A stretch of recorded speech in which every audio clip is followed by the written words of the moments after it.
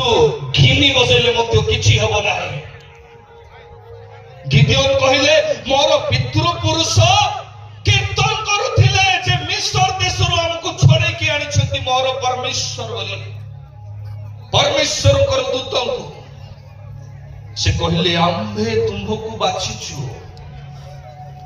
परमेश्वर जहांकु बाछंती से व्यक्ति सर्वप्रथम आगो को स्टेप निये, डिसीजन निये, काम करे के देखाए। हालेलुया।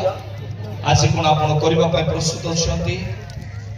आज कोन केते जण आज आपण स्टेप नेबा पय प्रस्तुत अछंती? केते जण आज जेते जण आपण स्टेप नेबे, डिसीजन नेबे, विश्वास करंतु परमेश्वर आपनकर बंधन रु मुक्त करबा पय जाउछंती। परमेश्वर आपन को बाहर करबा पय जाउछंती।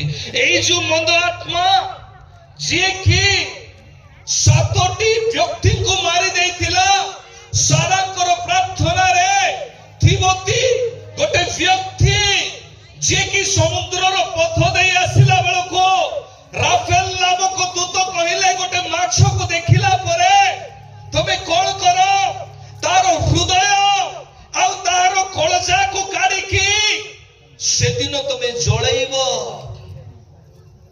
अर्थात नोह गोटे दुर्भिक्ष महामारी नु बंचिला परे कोन करूछंती? गोटे यज्ञ वेदी तैयारी करूछंती। आ से यज्ञ वेदी रे आदि पुस्तक 8